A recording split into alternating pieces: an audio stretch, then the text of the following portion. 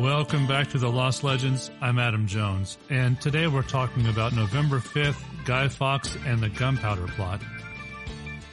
We're going to take a close look at the gunpowder plot and see why it failed. Also, we'll take a close look at Guy Fawkes himself. Some people think he's a hero, some people think he's an anarchist, but we might find out that he's actually neither of those things.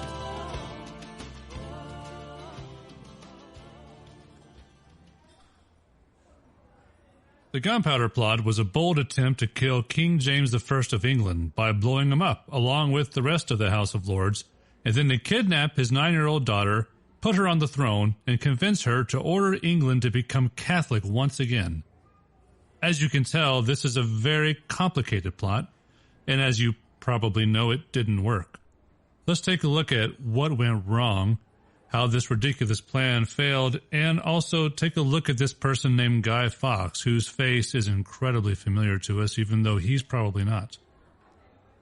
The gunpowder plot took place in 1605. Now, I don't know about you, but a date like that doesn't mean much to me. Even though I'm something of a historian, I've worked with dates, I've written papers, I've presented at conferences. When someone gives me a date like that, a number, it doesn't mean a lot. 1605. And even though I've worked with a lot of these dates, I always go and look it up and see what else happened that year. What else was going on? It gives me interesting context, very useful.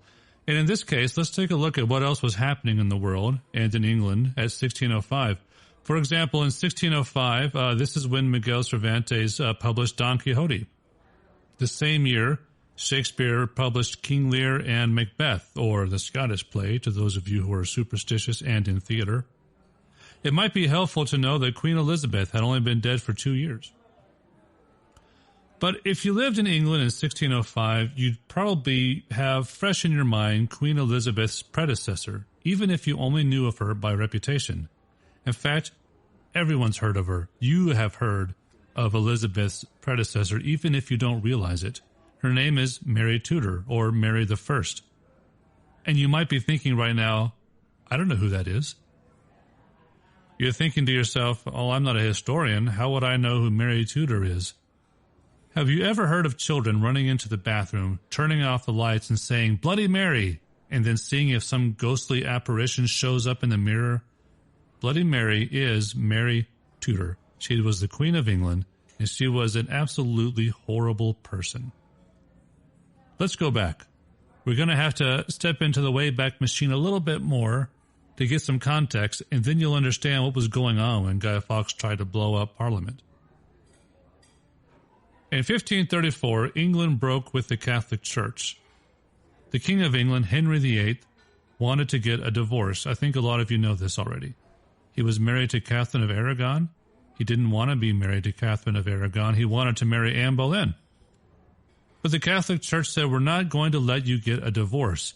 Times were different. If the church said no, that meant no. And like any kid who's ever said, well, I'm taking my toys and going back to the house, Henry VIII said, fine, I'll build my own church where I get to be in charge, and divorce is allowed. And that church eventually became the Anglican Church or the Episcopal Church. You've probably heard of this or maybe seen the show, so you probably know that Henry VIII separated England from the Catholic Church. It's not always obvious, though, that this was a long time coming. There were people all over Europe, many of them in England, who wanted to make a new church. And with all apologies to my Catholic friends, the Catholic Church in this time needed reform. The church had been invaded by politicians, by warmongers, by people who were ruining the institution of the church by using its influence to hurt people. Or maybe they were using the church's influence to make money for themselves. Either way, the church was in dire need of reform. Some people thought that they should go and try and change it, put good people in charge. Other people thought that maybe the church has been bad for so long, we need to start all over, just start something else, and those are people we call the Protestants. They said, we're going to begin anew. And you can see how this time in history is very important, because even though people had talked about leaving the church and a few people had tried, this was the first big move away from the Catholic Church. All because Henry VIII wanted a divorce. I'm sure everyone who's part of the Church of England today wishes there was a more noble origin of their church, but the people in England who wanted a new, better church were willing to accept anything to get that ball rolling, to light that fire, and Henry VIII wanting a divorce was good enough. Now, I told you this is all useful context. The gunpowder plot was 70 years later. And 70 years seems like a long time in the history books, but it's really not. Things that happened 70 years ago in the United States still have consequences on my life today and other people's lives. So 70 years in history is not very long. And people remember things that happened only 70 years ago. Unsurprisingly, Henry VIII's move to make his own church led to a lot of conflict. It's hard to imagine today, but throughout most of history, a person was expected to follow the religion of their king or queen. Religion was a government mandate throughout Europe, which, history tells us, is always a bad idea that leads to violence. Catholics in England were persecuted if they didn't support Henry's new church, but they were also in trouble with the Catholic Church if they did support his new church. So this country was bursting with eager Protestants and confused Catholics. It was not an easy place to be for anybody. After Henry VIII's death, a few years later, the country was run by Queen Mary Tudor, or Bloody Mary. This was one of Henry's daughters. And she decided to put things right back where they were before Henry screwed everything up. Now, why is she called Bloody Mary? Because she killed people. A lot of people. Maybe 600 people were killed, burned to death. True to her word, in her short reign, she managed to reverse Henry's decision and make England Catholic again. And I'm sure a lot of people who were Catholic in England thought, good, things are back to normal. And all throughout Europe, people said, good, back to normal, Catholic like we're supposed to be. Now, you've probably heard of Queen Elizabeth I. She shows up in movies. She shows up on TV shows, and Elizabeth I is much more famous. And she was another daughter of Henry VIII. It was her turn at the wheel, and she did a 180 and brought England right back to being Protestant. She also made a new law saying that everyone who worked for the government had to support her church. She also made it to where it was against the law not to go to church, so people are attending church that they don't want to go to. If they're Catholic, they're leaving church and going somewhere else sometimes to have their own little Catholic church service where no one could see them in secret. So you have secret Catholics operating. These people are fed up. And if you didn't go to church, you got fined. So everybody had to go to church. Everyone had to tithe also. And you had to do anything else in secret. You couldn't let someone know that you didn't like the Protestant church. That's a terrible way to live. It makes people angry. In fact, it made a few people so angry they decided to blow up Parliament. We're almost there, but there's one more piece of historical context that I think you'll find interesting. While Elizabeth was fighting bloody wars against Catholics, she was also fighting another group of people, not in battle, but in Parliament. There was another group of people who thought that the new English church wasn't very good either. It was also corrupt. It had just taken on all the problems of the Catholic Church and renamed itself. And those were called the Puritans. And about the same time that Guy Fawkes is trying to blow up Parliament, the Puritans have had enough, and they start planning to leave. And 15 years after the gunpowder plot, the Puritans land on Plymouth Rock. Those Puritans became, of course, the Pilgrims that we Americans talk about every year. So you can start to see how these things going on in England, these disputes between church and state, they're not just boring historical details. This was a time in history that affected many people. All of Europe and all of America was affected mightily by the things that were going on in England. And if Guy Fawkes had been successful, our world might look a lot different. Now, at this point, maybe you can imagine why the separation of church and state is so important. Throughout history, when a government can control people's religion, it leads to violence. Even though the U.S. Constitution was written up more than 200 years ago, it's still, historically speaking, a new idea to separate religion from government. And frankly, plenty of Americans still struggle with it.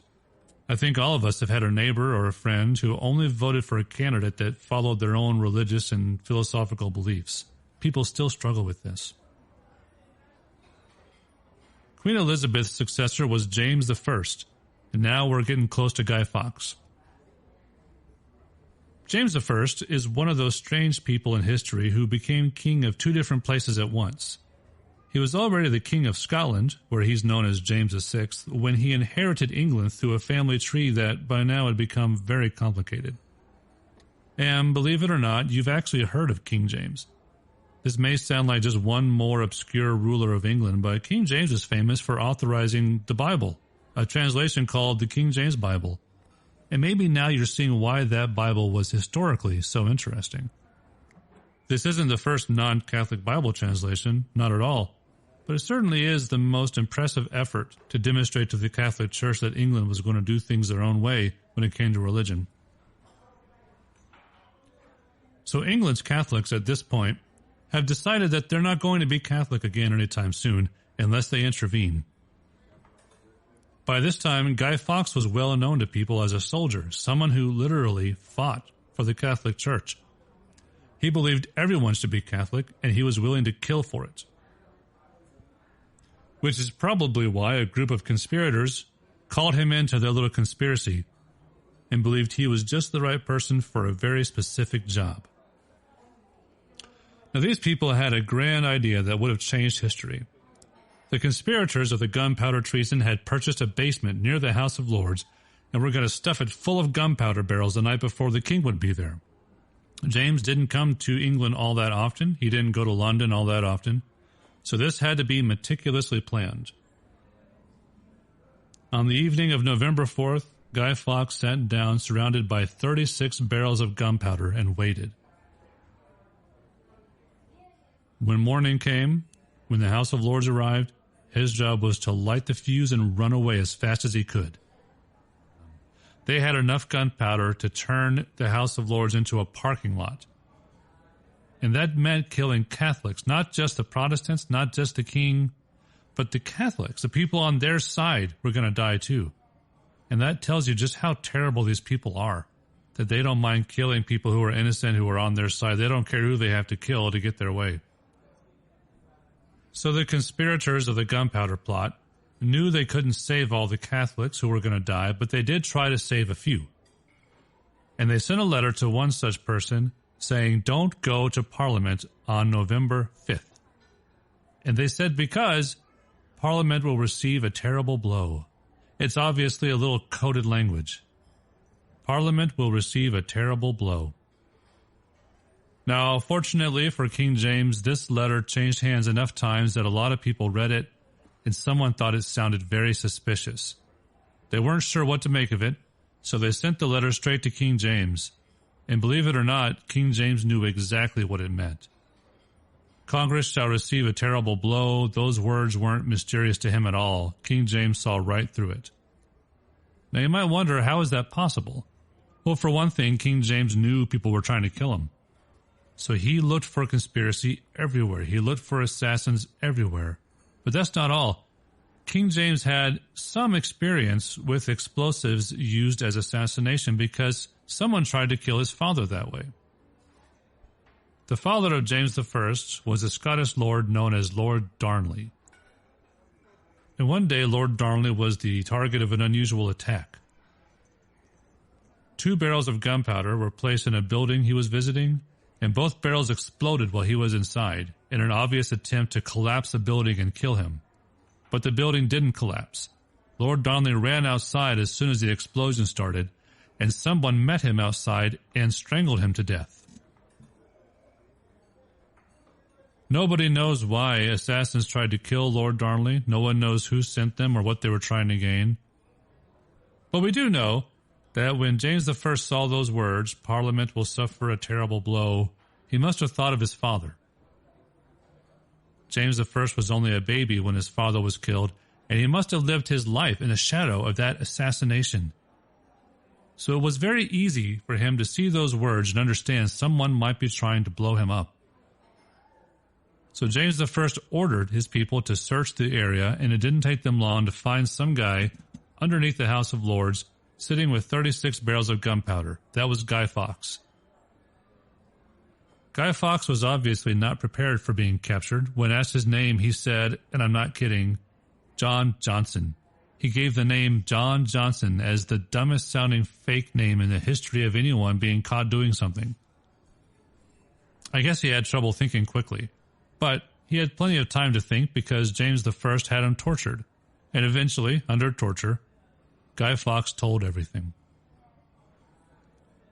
The entire gunpowder plot was unraveled. James I survived. His daughter was not kidnapped, and as you can imagine, England did not become Catholic again. In fact, the Queen is still the leader of the Anglican Church, even though it's only a ceremonial title. Having foiled the gunpowder plot, James I told every church in England they were required to celebrate Guy Fawkes Day. Every November 5th, he wanted them to celebrate that he had survived and thwarted this conspiracy. Now, at the time, it was popular to burn people in effigy. We don't do that anymore, so when we hear about Guy Fawkes being burned in effigy, it sounds strange to us. At the time, it was pretty common. In fact, a lot of people enjoyed doing this to the Pope. They might take a piece of paper and cut it into the shape of a Pope, or make something like a scarecrow and say it was the Pope, and they would light these things on fire in plain sight as a way of protesting. And because the king had ordered everyone to celebrate Guy Fawkes Day, everybody was out in the street lighting Guy Fawkes on fire, and to this day, English people still light Guy Fawkes on fire. Now, Guy Fawkes had one trick up his sleeve. As he was on his way to being executed, Guy Fawkes managed to fall from a very high place and break his neck, and this saved him from a much more painful death he would have gotten at the stake. Since we've seen Guy Fawkes immortalized as a symbol of rebellion, as a symbol of anarchy, it is very useful to compare his current reputation to the man he really was. Guy Fawkes was certainly not an anarchist.